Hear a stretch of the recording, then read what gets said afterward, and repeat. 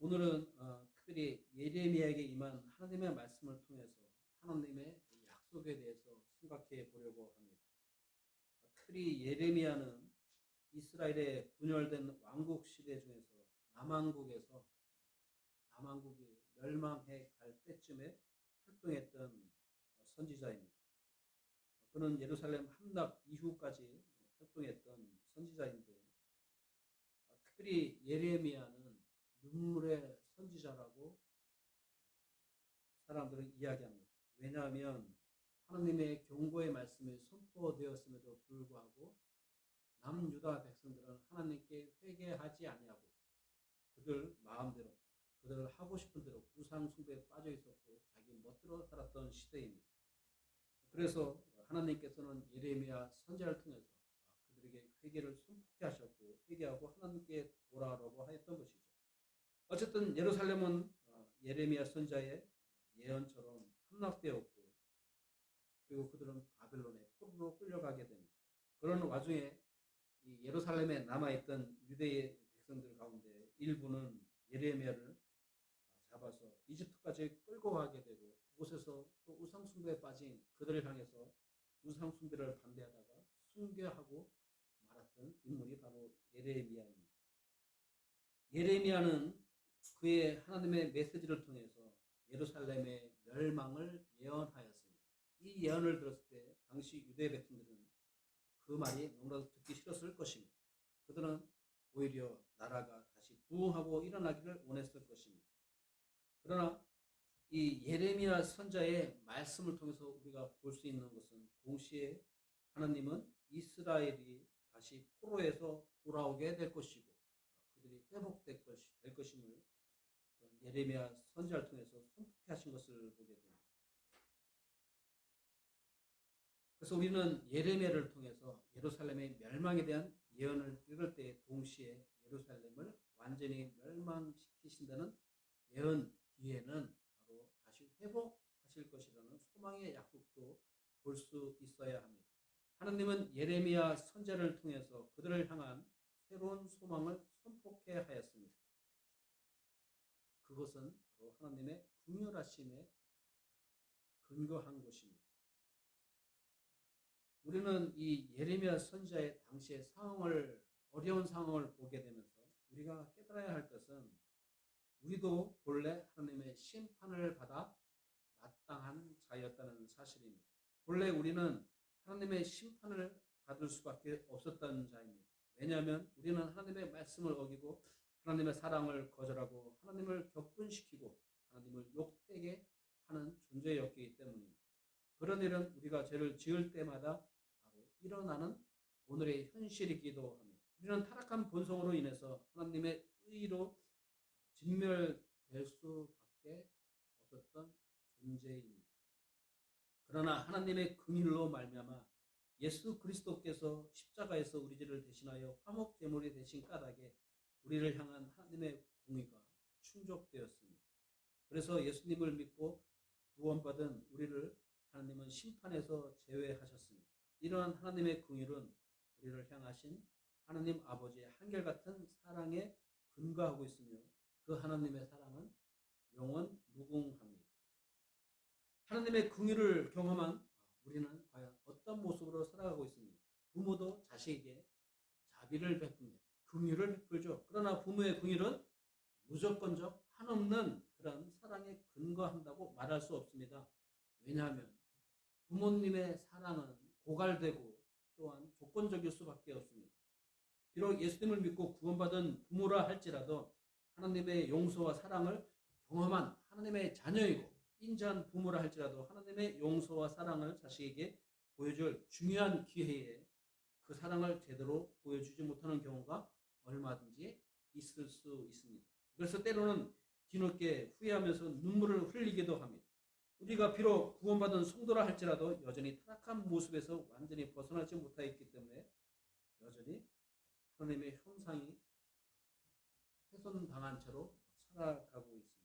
그러므로 우리 인간은 하나님의 말씀과 기도, 하나님의 형상이신 예수님을 닮아가는 성화의 과정이 필요합니다. 그러나 하나님의 사랑은 절대적이며 완전하고 무궁합니다. 하나님의 자비는 어떤 환경과 조건에서도 쇠하거나 변하는 일이 없습니다. 그래서 사도 바울은 로마서 5장 20절에서 이렇게 선포합니다. 또한 율법이 들어온 것은 범죄가 넘치게 하려 함이거니와 죄가 넘친 곳에 은혜가 더욱더 넘쳤다. 결국은 우리가 타락한 사람들이지만 그러나 하나님의 은혜 가운데서 구원받아서 이 땅에서 하나님의 뜻대로 살아가려고 하는 자들입니다. 그러나 우리가 정말 하나님의 뜻대로 또 하나님께서 원하신 대로 살아가려고 하지만 너무나도 부족하기 때문에 순간순간 때로는 절제하지 못하고 또 화를 내기도 하고 또 실수를 하기도 합니다. 그럴 때마다 우리가 깨닫게 되는 것은 주님의 사랑이 한없이 크시기 때문에 우리는 이렇게 여전히 하나님의 자녀로 구원받은 백성으로 또한 천국의 소망을 둔 자로 우리가 살아갈 수 있도록 허락하셨으니 이것이 얼마나 감사한 것입니다. 그래서 제가 있는 곳에 하나님의 은혜가 더욱 넘친다는 것은 실감하게 됩니다. 우리가 계속 죄를 지을 때라도 하나님의 은혜는 넘칩니다. 나에게 문제가 있는 것이죠. 하나님께 문제가 없는 것이죠. 하나님은 변창고 사랑과 긍휼을 베푸시는 놀라운 은혜를 변함없이 베풀고 계십니다.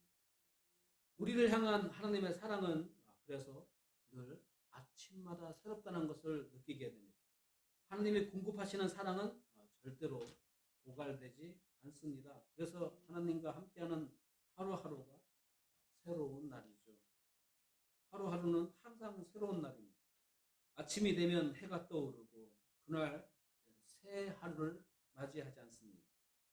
그날 하나님의 모든 긍휼과 사랑을 누리며 살아갈 수 있습니다. 왜 하나님은 이런 긍휼을 한없는 긍휼을 또 자비를 우리에게 베풀고 계실까요? 어제는 뭔가 좋지 않고 때로는 실망스러운 날이었을지라도 새로운 하루가 늘 시작됩니다.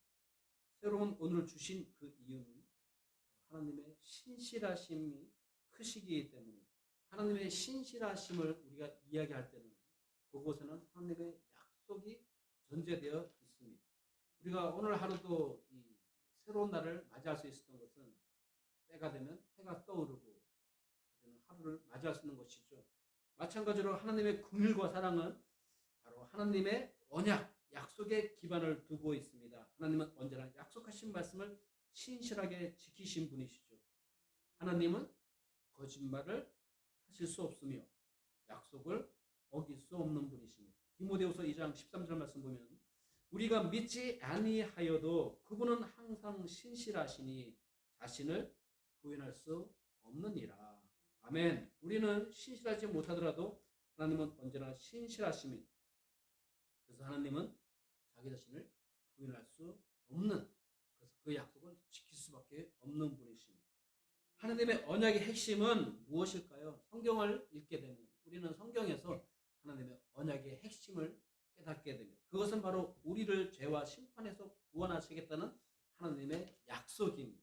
왜냐하면 우리 스스로는 죄와 심판의 문제를 해결할 수 없는 존재입니다. 그래서 그 언약을 성취하러 예수님이 이 땅에 오셔서 하나님의 나라를 선포하시며 제자를 세우시고 교회를 세우셨습니다.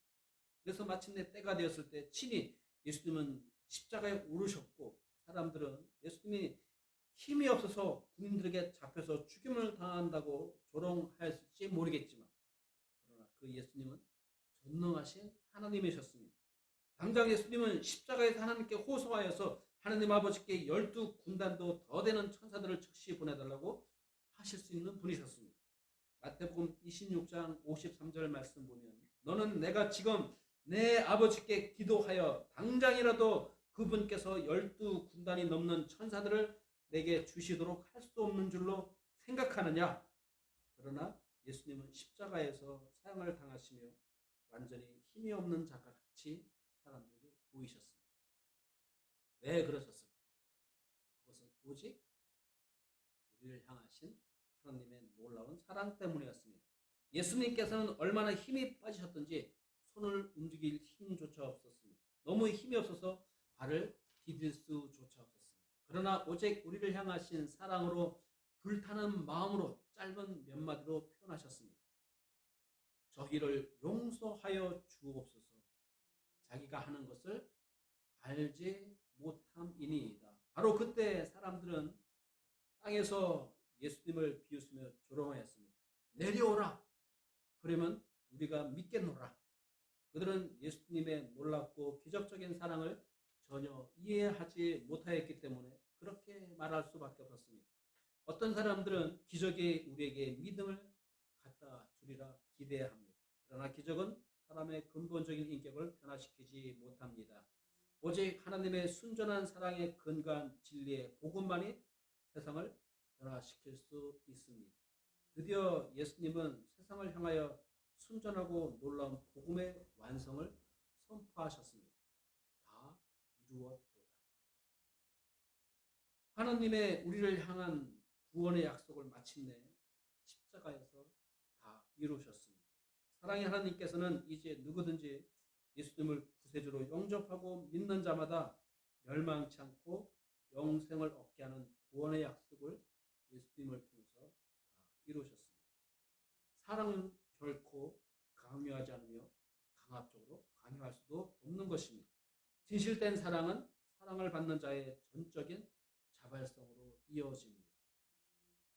바로 그곳에 하나님께서 베풀어 놓으신 기쁨으로의 초대가 있습니다.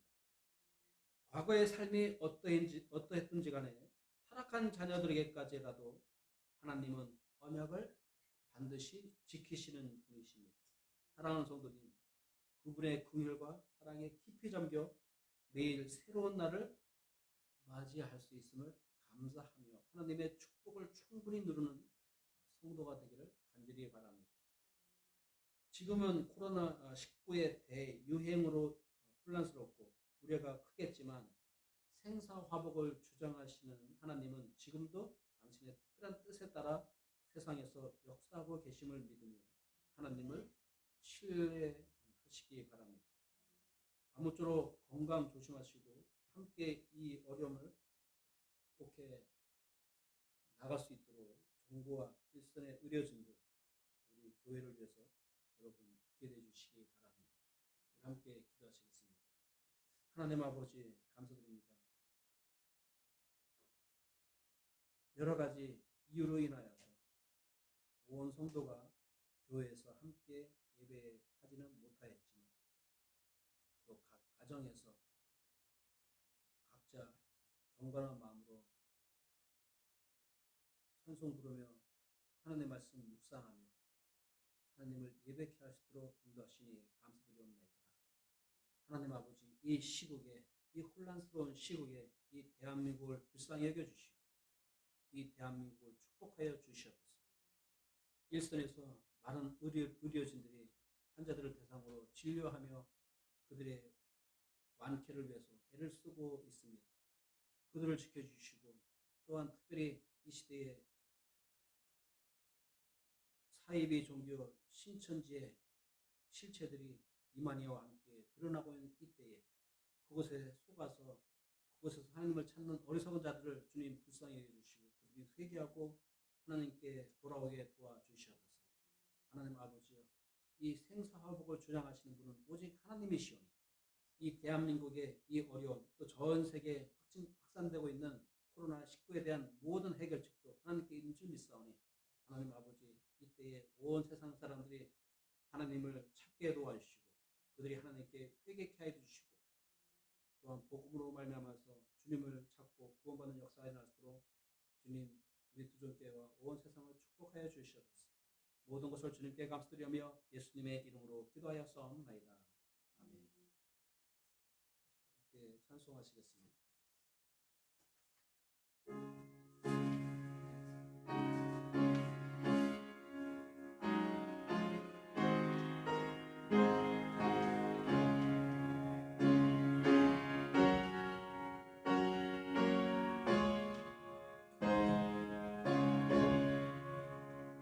내 평생에 가는 길 순탄하여 늘 잔잔한 강 같은지 금통파로 무섭고 어려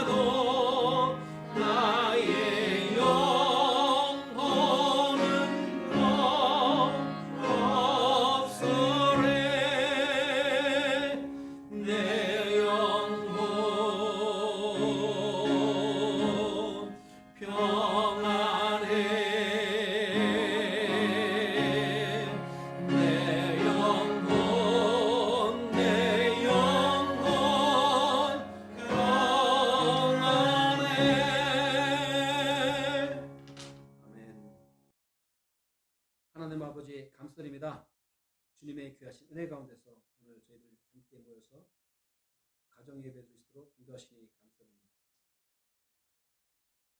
특별히 두종교회 온 성도님들 한 주간 동안 코로나19로 인하여서 건강에 위협을 받고 있는 이때에 하나님 아버지 우리 성도님들 한 분 한 분 가정 주님 보호해 주시고 축복해 주시고 또 이 전염병으로부터 지켜주셔서 또 우리 온 가족도 주님 지켜주셔서 한 주간 동안 주님의 은혜와 축복 가운데 복된 한 주간 되시도록 주님 축복하여 주시옵소서.